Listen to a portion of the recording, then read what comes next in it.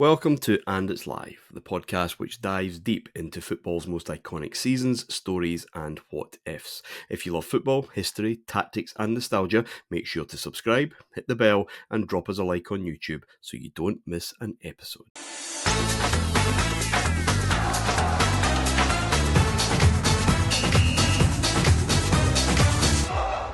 Hello there, welcome to the main event, the history of the Champions League. I'm Martin in the chair. As always, part two, we round up the group stages of 2011-12. And yet again, there's just so many things happening in European football at this particular point in time. David Edgar is here. How are we this week, David?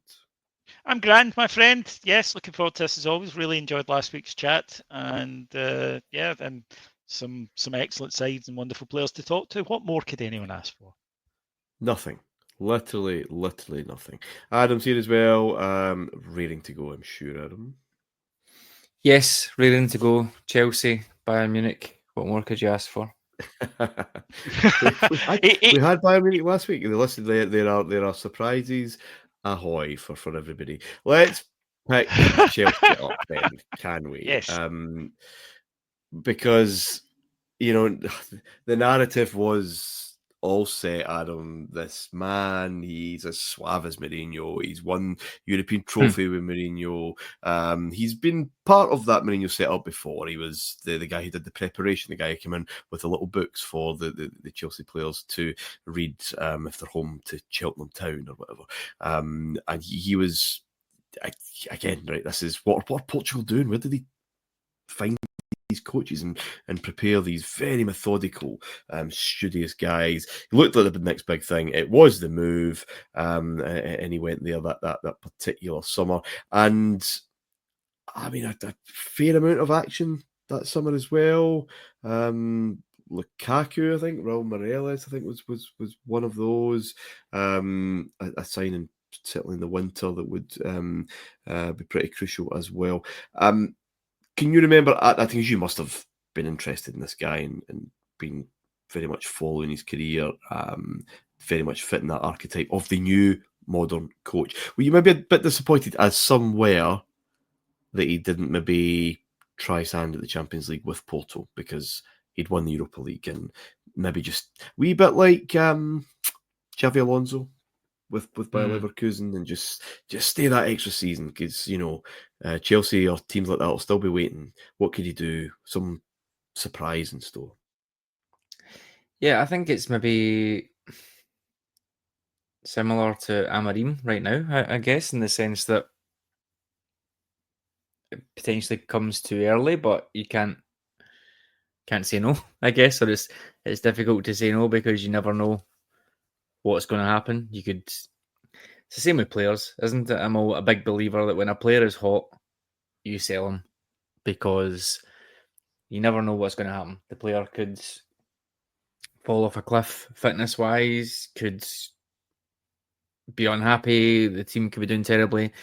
Football is a very short-term thing like that. So I get it. And in hindsight, yeah, another year or so crack at the Champions League with Porto would be fine. But when you're faced with that decision and probably more importantly that money, which was probably 4 or 5 times what he was getting before. Oh, easily. I can't really blame him in that sense. What I think is a bit of an issue with this is the comparisons thing. I wouldn't have gone to Chelsea 100%. That is the one club I don't think I go to because how can you do anything other than be the same when they're describing you? And the thing is, you have to take into account things like the media landscape, don't you? We spoke last week about social media. They don't want you. They want Jose again. They want a younger Jose. They want that. And you're on to hiding to nothing because you're always going to not be that. You're always going to be a bit of a disappointment because deep down you're not him. The media are not going to take to you because you're not him. The players certainly didn't take to you because they weren't. And I just, of all the clubs, but did he have other options? Oh yeah, he did. I genuinely can't remember what else was flying about in the summer of 2011 that genuinely would have said, right, I will, because I've got a good thing here clearly at Porto. What would make me jack that? One of the biggest clubs in England. He was off the market because Chelsea had basically gone and said, we would like you to come and be our manager. So it wasn't like it was entering talks with it. It was all done. But what other options? There was nothing else in England, was there? No. Not at that time, but I agree with Adam. Stay for a year. I still think that you need to look at it. But nobody ever seems to learn in football, do they? No, because they'll be different. It'll be different for me. For me. By the way, this is André Villas-Boas, this dreadful hosting, talking about someone I've not even mentioned his name and just assumed that you'll know, which of course you will. But yeah, and it's not even following the Mourinho archetype. As I said, he was part of that team. He was not the gopher, but not a million miles away from that, Adam. The players respected maybe the job he did. Yeah, he did for that. He did the preparation. In that dressing room, I mean, we know now that dressing room was effectively running itself and has done since Mourinho left. When you were known as the wee guy who wrote up the dossiers for clubs that you're facing, can you ever, as suave as you may be, can you ever be that guy, especially when that shadow's lingering over there? So he wasn't just filling the archetype. He was one of the dog's bodies before then. Well, the thing for me, what I was going to say there is you wouldn't take that job because the comparisons are endless. You guys know I hate lazy comparisons for the sake of it, and I hate sort of the whole history repeating itself thing. Such and such farted on this day 13 years ago, which means they're going to fart on this day. I can't. It just annoys me. It just feels like it's trying to put too much pattern around something that you can't really put patterns around because it's such a unique thing. But yeah, I think there's something in that, and I think the big thing that Villas-Boas never had that Mourinho did have was that force of personality. I think it just doesn't have it. Therefore, on a hiding to nothing in that club with those players as well. But then the other thing that he does that I guess because those comparisons are so endless and you can't get away from them, he tries to be a bit different and he tries to tweak some things that shouldn't have been tweaked and ends up moving away from his principles and ends up moving away from something that is good. The obvious thing that's staring me in the face is that ridiculous high line with John Terry trying to play on the halfway line. That's not a Mourinho thing. It wasn't a Villas-Boas thing, but that's in my mind. That's not a sane thing. No, but that's that sort of second guessing yourself almost, or I need to do something to differentiate myself, but I'm not doing a thing that's going to make us better. I'm doing a thing to just make me look different, and it doesn't end well. And a consequence of that, you're humiliating the biggest personality in that dressing room, around whom 3 or 4 other huge personalities orbit, and that's just not going to. It isn't going to end well. I'll come to David in a minute for what eventually happened in a very short-lived term there. But Adam, I remember at this time when this was unraveling, thinking, right, do we have this thing in football now where you have the academic, and this is again when Wenger is very much coming to the end.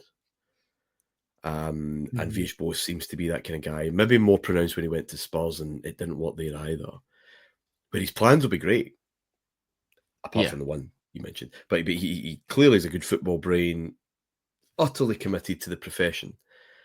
And we're seeming to get these guys, and quite a lot of them, who can't get men to do what they need them to do. You've got the kind of Barry Fry model on the other end, who are just all personality and all vibes and all charisma, but, very rudimentary.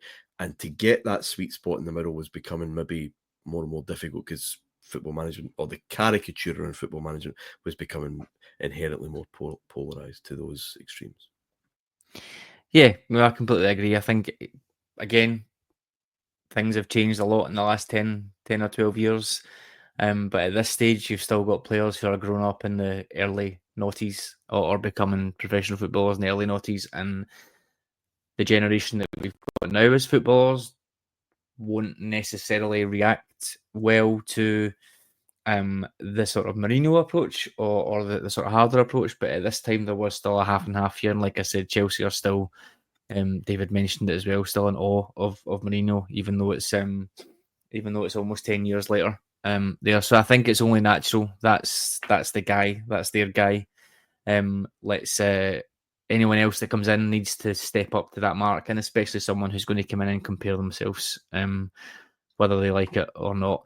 It really needs, and again, it's hindsight. I never thought this would particularly happen, but I guess in these situations, it really needs someone who has played the game, has had success as a player hugely at this club as well. So in that respect, whether Di Matteo was something they stumbled upon or not, but I guess that's one of those things that you can imagine, because there's two ways to win respect, and it's to do what Mourinho does or to be a very good footballer that's coming into that dressing room. So Villas-Boas was obviously neither of those things, and it was a bit of a disaster. I almost remember when about that big game. Was it the Genk game that was sandwiched between QPR? I think Arsenal lost 5 goals to Arsenal, didn't they? And it was just a really, really ropey week round about Halloween time, I want to say. And it was at that point you were like, okay, it's been a bad start. I think that's probably not what's the word? That's probably putting it lightly. But yeah, I think those games there where it's QPR, Arsenal, Liverpool, and then you're struggling in the Champions League as well. I don't blame them for thinking at this point, yeah, maybe he's not going to be the new Mourinho that we thought he was going to be. Yeah, he was backed. I mean, Thibaut Courtois was brought in. Juan Mata, talked about Lukaku.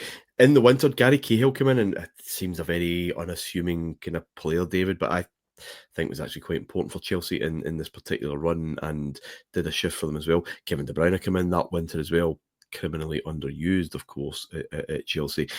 I'll come to you for where it maybe started to unravel in a minute, and we obviously will pick this up in more detail next week, because Chelsea play a last 16 match with 2 managers, one leg and the next. I think it was a game at Wolves just at the turn of the year. I might be wrong here, but I'm sure it's right. I think Lampard scored a last-minute winner. Badly needed a win. But it looked like he kind of contrived the celebration with him, almost asked the players to come to the dugout to celebrate with him. And it looked just so weird and quite clearly orchestrated. And, well, I mean, the writing's on the wall there. You're absolutely right, and I remember it vividly because it was very close to my birthday, so selfish reason. They beat Wolves 3-0 at the end of November. And I think this was the January. I think it was the at Molineux. I'm sure it was a last minute. Lampard was definitely before. Anyway, it doesn't matter the wheres and whens. It was more, can you come and celebrate with me, please, boys, to show that we're absolutely unified? And I'm not entirely sure it was. Well, yeah, I mean, that's a fair one. But I remember even the game, the one I remember very specifically, the pressure was, they were saying going in, he needs this win already, November. The thing is that Chelsea are a sacking club at this stage, right?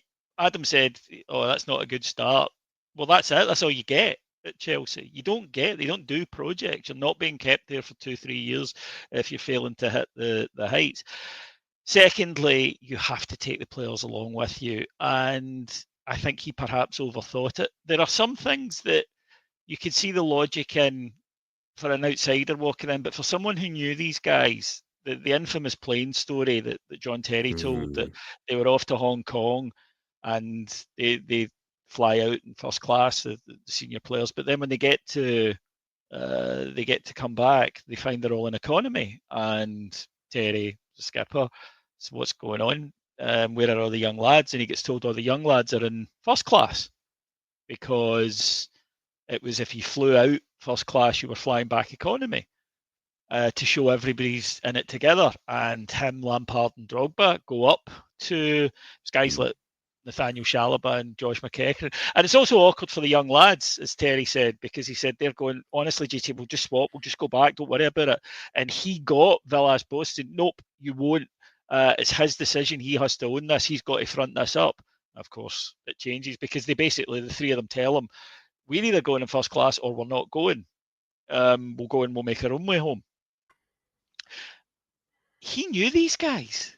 Yeah. And he also surely knew at Chelsea that you will not, but you won't win that fight.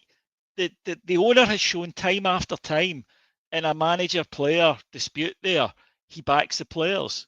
This is not new at this stage. And he knew these guys, as you say. He needed to get them on side. He needed to go on day one and say, look, I've been here before. I know what I want to do, but I need you. You've got to bring them along. And that idea, and people were kind of talking about Terry's entitlement, Lampard's entitlement, but their point was, no, the senior players are the ones who built the club to what it is, but also the young lads need to aspire to this. They don't just get it. It's, if you're successful, look what can happen, work hard, which I sort of understand. And you don't take your three senior superstars who've ran a dressing room, who've reached a Champions League final on their own pretty much. And everyone in football at this point knows what they're like. You don't go in and say you're just the same as everyone else. That's not good management. And again, as you said it there brilliantly, these guys needed to be handled. They didn't need to be coached, particularly. They needed to be handled. And he couldn't do it. 40 games. Which Ancelotti was good at, right? Ancelotti is the absolute genius. I mean, there's more to it than that, but Ancelotti is the absolute world's best ever superstar wrangler. He's the prima donna whisperer.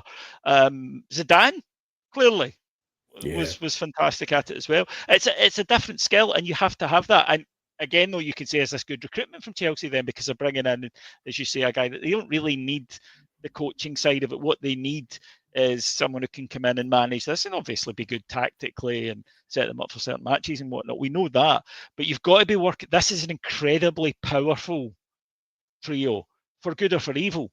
They can, they can, if they're with you, then they can do brilliant things. If they're against you, this is what happens.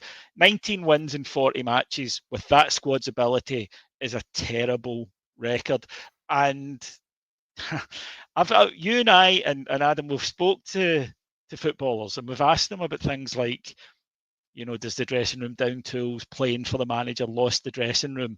And publicly they'll tell you, no, you give your all, it doesn't matter. Privately they'll tell you, oh yeah, if they don't like the manager, they don't work as hard, basically.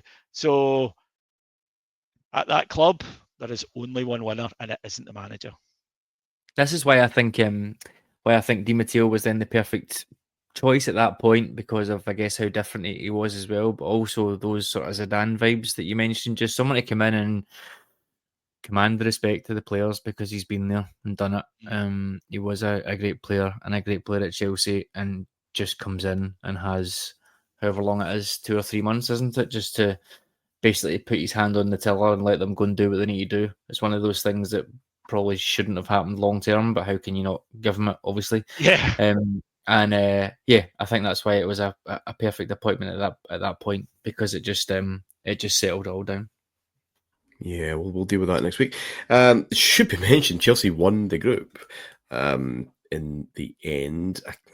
Again, a couple of draws, one defeat in Leverkusen, I think, when the aforementioned Genk and Valencia making up that group. Adam, Bayer Leverkusen are second here. I'm just looking through that squad and that season's, I'm going to say, achievements. The paucity of goals. The total goals through in all competitions had 9. Balak's back for a couple of seasons after his time at Chelsea, to where it all began. André Schürrle, remember him being one of the beacons of hope in German football. He joined that season. I think only about 4 goals. Not a great season overall. Again, managerial change. I think Sami Hyypiä is in a bit like the Di Matteo role at the end. But they nick past Valencia. I think they kind of cut each other up, really. But Valencia not really able to manage post-Mata. Yeah, I think they're obviously now coming into. I think that at this point they're probably still trying to sell the Mestalla, which they're obviously still trying to sell now. But yeah, they're starting to move into those financial issues. I think Leverkusen basically seal it, if I'm not mistaken. Even though I think Valencia beat them. They both play each other obviously at home and away, and they both win one. But I think that 91st minute winner at home to Chelsea for Leverkusen pretty much puts them through. Yeah. At that point, I think it does put them through potentially. They can go to they can afford to draw away to Belgium, Genk, and then obviously Chelsea beat Valencia. Valencia. So I think that sort of makes them safe there. But yeah, you're right. It's a very there's not much really to write home about there. There's only a couple of players that can even talk about. Mikel Kadlec, Bellarabi was a player that was sort of decent. He was there for a while, but yeah, not threatening anything that they had before that. Lars Bender, of course, brother of Bender lads in, yeah. brother of Sven, was there too. He spent most of his career there, and yeah, they're fine. Simon Rolfes is there actually, and this is something that I think we've spoken about before. He's now the sporting director for Leverkusen, in fact, I think he might be the managing director now. Actually, I seen him pop up talking about. I'm not sure whether it was Frimpong or Florian Wirtz moving to Liverpool the other day, and just how that doesn't happen. It's happening more in England now, I think, isn't it? You've got Richard Hughes and you've got Jason Wilcox and a couple of others, but not so much in Scotland. But Germany were always the trailblazers of this. It's always the people that you don't expect. I remember Bayern Munich being the first ones, not just like, I don't know, Matthias Sammer as CEO, but starting to see guys like starting to see directors of football coming. Right? Yeah. It's quite common, as you say, in Germany, that what will happen is a player with a good history with the club. The last couple of years ago, they'll put them in to do business, to do an MBA. That's what I was going to ask. I was sure that was the case. Yeah. It's so interesting. They'll identify them. The ones they'll identify them towards the end of their career, and then they'll sponsor them through an MBA, and then they'll give them a job in the office initially. But it's all designed that at one point you will be sporting director, CEO, whatever, homegrown, if you like. But it's so funny now when you think. I guess you think of the contrast now, and again, 2025, but 15, 20 years ago, you would the path there was very successful footballer goes on to become a manager, and that's kind of it. Yeah. What you're now seeing in Germany is not successful footballers, or even people who were footballers are more often than not becoming the manager, and they're coaches from a very young age. Yeah. Look at Danny Roll. Look at Nagelsmann. Great example.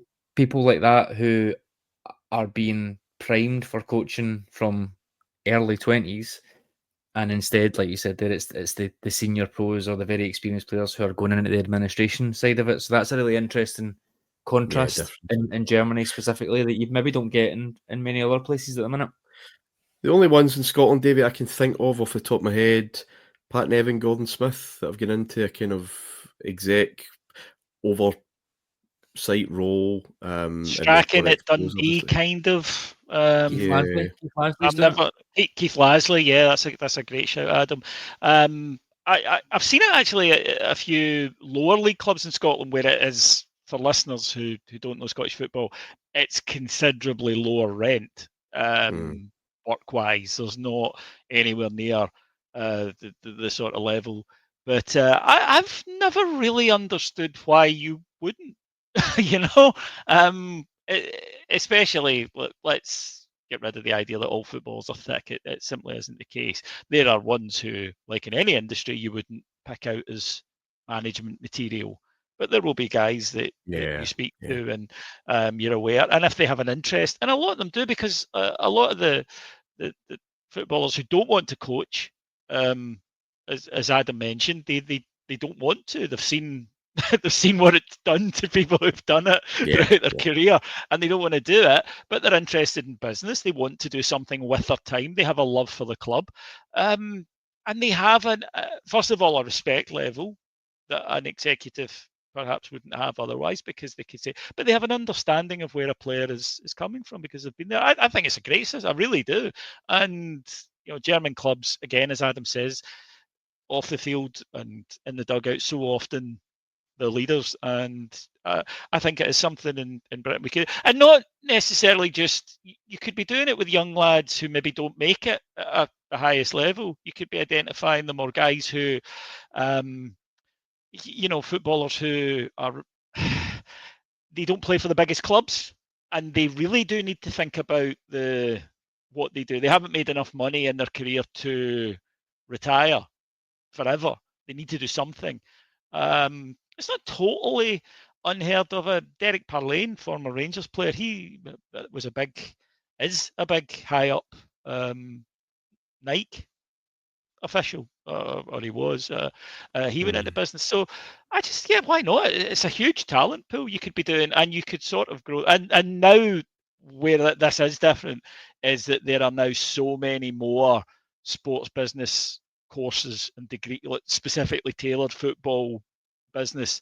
That didn't happen. Even sports law as well. Yeah, sports law. Yeah, there are so many different avenues that I think it'd be a great idea. I would be, looking around saying, is there anyone here, especially if it's a guy who's been at your club for 5-6 years, is revered?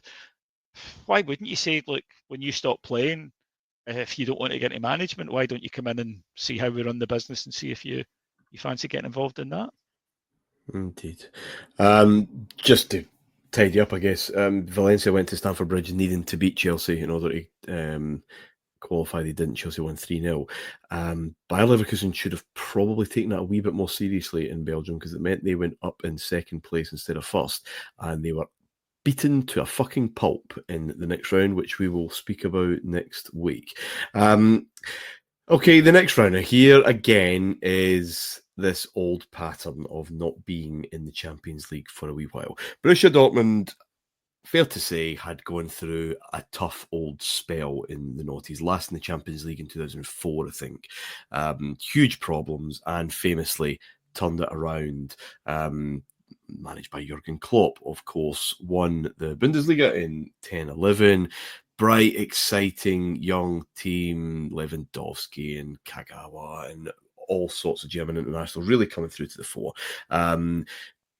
I do remember this, drawing with Arsenal, Marseille and Olympiacos, and there was so much chat about what Dortmund were going to do in this group, and Arsenal might have a job to be second here, because Dortmund are going to, the hipsters were on form.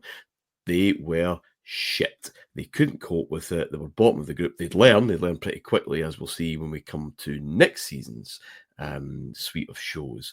But Adam, here again is just this thing. If you're out of this league, out of this competition, no matter how good you are, no matter what you've got to bring to the table, it just seems to be a different game. There's just so much evidence to back that up. Yes, definitely. You can't. I guess it's not even as simple as managing the sort of midweek to weekend thing. It is just the pace of it. Obviously, the Bundesliga is a different level. Intensity is a big thing in the Bundesliga. Maybe at this point, it was probably more of a sort of hard running league than even the Premier League might have been at this point. But maybe just it's the balance of it. This was a pretty good team. I remember being disappointed in them 100% at this stage, because they had a lot of tidy players. Subotic and Hummels were a really great centre-half pairing. They had Barrios the year before, I think it was, and then Lewandowski comes in. Kagawa was someone that I thought was terrific. I remember him going to he went to Man U, didn't he? Not long after this, and didn't really work. Blastikowski on the right wing, I thought was great, just all energy. Just a terrific winger. This is leading up to those Euros, Adam, right? Poland and Ukraine are hosting, and so much weight on his shoulders, but so much expectation about what he could do. And again, didn't quite happen for Poland, did it? No, it didn't. But yeah, I think you're spot on with the analysis of it. Marseille, again, we've spoken about teams that are just always sort of kicking about. They had a little bit more experience, a little bit more nous, if you like. Always Remy, like Remy, yeah, I always liked him. And André Ayew is there of where's he been now? Forest, Swansea, West Ham, off the top of my head. Jonathan Wilson said that André Ayew is the biggest in all his time covering football. Biggest is probably the wrong word, but has the most talent to not achieving big things of anybody he's ever seen. He says of all the players who should, André Ayew should have been, according to Jonathan Wilson, a top. He should be been playing for your Real Madrid's, Barcelona's, Liverpool's, etc. Which I always found very interesting. I was an expert on African football. And he always said, André Ayew, the ability is there. He never really put it together and sustained. He's playing at a very high level here. Let's not, it's Marseille in the Champions League, but he says of all the players he's seen, he's the one that should have done better with his career. Yeah, I think with Marseille in particular at this point, I think that experience thing just shines through. I can't. French football's definitely going through a little bit of a revival around about this time. I think we mentioned there it's sort of post Lyon, pre PSG. I feel like the depth of talent is really starting to be something. I think around about this time, all the French players are starting to move to England instead of maybe moving to Italy and maybe Spain as they'd done before. And I think you're sort of starting to see that physicality be developed in the league. I think from memory, it's probably a stronger league than the Bundesliga around about this time. I want to say it's not. They're maybe fourth and fifth, with Italy still being up there. I would say now Bundesliga is a bit further ahead, but at this time I think it was. So I think it's maybe just that France had a little bit more experience. Arsenal were just Arsenal. Under Wenger, they'd just hang on, get fourth place and manage to get through the groups, and they'd be quite happy with a lot. So yeah, I think maybe Dortmund potentially thought they could be a surprise package, but maybe ended up being surprised themselves. But the key one for me, the game that when they went to our old friends Olympiacos away and they got their arse handed to them, it finishes 3-1. It could have been more. They do not have experience of this. You're going to fanatical stadium, very well-drilled team who know what they're all about. Holebas, whose name I always remembered because every time he scored, I would sing that Gwen Stefani song, fitting his name in. So they go there and they get taken apart. And it is, Martin, it's experience. It's, okay, we need to adapt to the travel, to being woken up at 3 a.m. the night before the game. All of these things. And Arsenal is we are right into this, the era of Arsenal players that you will go, oh, aye, when I mention some of the names here to you. Andre Silva. Andre the Giant. Bakary Sagna, obviously Theo Walcott. Alex Oxlade-Chamberlain is through by this stage. Well, this is the big thing for Arsenal this summer. For them, this is a splurge. It's been over 50 million that summer. On Francis Oxlade-Chamberlain, 12 million Gervinho. on Oxlade-Chamberlain. Gervinho was one, Per Mertesacker. Oxlade-Chamberlain was 12 million for Southampton. So really kind of betting the house a wee bit on youth. Mikel Arteta, another 10 million. Arteta's in there, yeah. Rosiski's there. John Terrell. Yeah, John Terrell, Vermaelen's there. Alex Song's still there. Scolacci, Johan Juru. It's this era of every one of these Arsenal players conjures up in my mind a stunning team goal in a 6-1 victory over Norwich, and then a painful 2-0 defeat on a windswept night when it really mattered. They were you nailed it there. They were locked into what they did. Finish fourth. And Adam nailed it. Finish fourth in this group. They're not going to win all 6 games. They'll do enough. I think it's 4 wins, 2 draws. They knew what they were about. But you could stand. The only thing that surprised me about this Arsenal team at that time, even with the big spend, Martin, is that there wasn't an actual glass ceiling above that pitch, because but then I go back. But Arsenal are not spending 50 million every summer. I think there were hopes that, right, let's do a bit of. It was the same players. They were spending 50 million on the same players. This is the problem, yeah. Okay, yeah, Marseille would go up as well. The next group. Where the hell we've talked a lot about, teams need to find their feet and all the rest of it. APOEL Nicosia win their group. Now, maybe not the best, but Zenit St. Petersburg, Europa League or UEFA Cup as it was when they won it, not that long ago. FC Porto, we know all about, literal Europa League winners for the season before. Shakhtar Donetsk did they win the first Europa League? Certainly in the final, I'm sure. So you got a lot of pedigree there, Adam. And this wee team from Cyprus, and they're not going to stop here, by the way. How did this happen? Yeah, just a minuscule budget, minuscule team. And it was a bit of a surprise for me. I think they just took everyone by surprise. They, as you would expect, I guess, for a team like this, they very defensive 4-5-1 formation, just looking to hit teams on the break, I guess. And they find themselves in a group where, looking at it, it's 3 very similar teams that can take points off each other, and they just sort of hung in. I guess there's no huge results. You could say, like, they win. They don't win all their home games, do they? They win 2 of their home games, and then they pick up 3 draws. But it's just sensible. It's staying in games, not getting beat until the last game, and just sort of, I guess, letting other teams punch themselves out. So I don't think there was any great tactical wizardry about it all. It was just a lot of organisation and discipline. Like you said, they will go further. And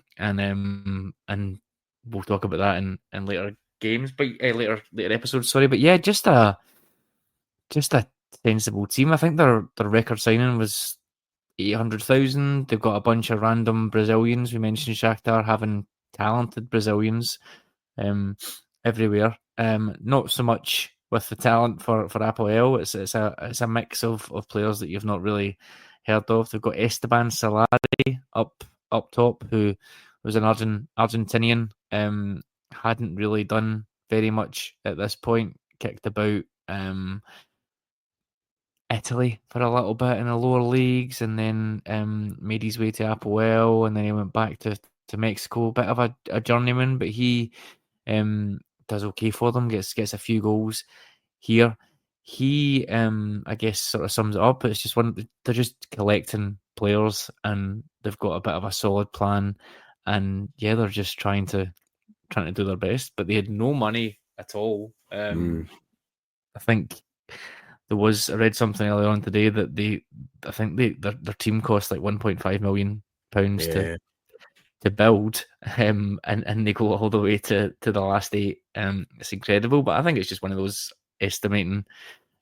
underestimating players, basically, or underestimating teams. They didn't really do anything specific. I guess if you're looking for a parallel, you could probably say the sort of Greece 2004 thing. It's just really well organised, really solid, surprising everyone at every step. They get themselves a group, like I said, that can take each other, can take points off of everybody, and they're the ones that capitalise. Yeah, but it's some story.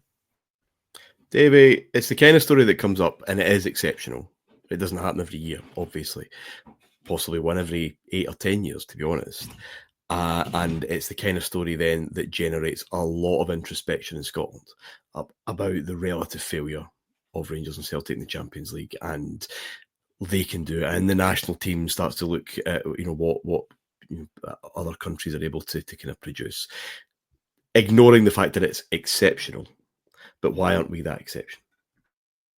Well, yeah, that's a big question, Martin, to fit in at this stage. But that's what was being talked about at that time. Yeah, That's the kind of chat. And it's you need to have the side coached properly. You need to have the right types of players to fit your system. You have to have a little bit of luck. You've got to make sure your transfers are all on point. And I think it is a different pressure. I think that for Rangers and Celtic, they're not looking for a one-off, success. They want to try and build something. To me, I've always looked at maybe somebody like the Belgian clubs and the way that they've built getting to the Champions League year upon year as something more realistic. That there are more expectations. Also, while clubs expect to beat you, there is something in the name that that they're going to have a slightly more respect than they would have for, I think, aside from Cyprus. But yeah, it is very much a case in point, and that we do not do things correctly because we're not bringing through the amount of quality players that similar nations are. But then you're getting into socio and economic factors as well, and there's a lot to it. Facilities, whatnot. I always tend to think it reaches its zenith, Martin, during World Cups and Euros when Croatia are out there starring, and Denmark or whatever. We're clearly doing something wrong. Part of it, and I think we can say this as Scots who follow a side in this league, is there is a terrible insularity within Scottish football that rejects actually saying, well, hang on a minute here. What are they doing that we aren't? And maybe putting that in, or bringing in ideas. And maybe it's this whole, well, we invented the game kind of thing, first international, all of that stuff. I don't know. But it's been a long time since we've had that.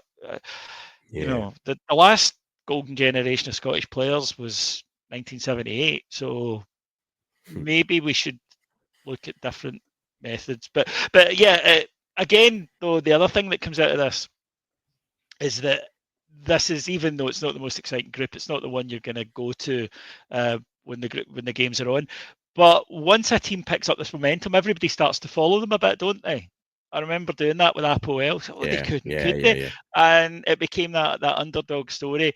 A good group for them.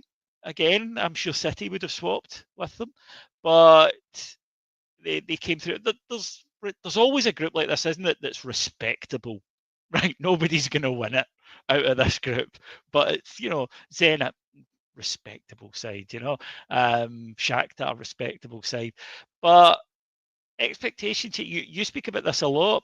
The expectations for these teams when they don't have a Juventus or a Barcelona or a Real Madrid or a Manchester United in their group.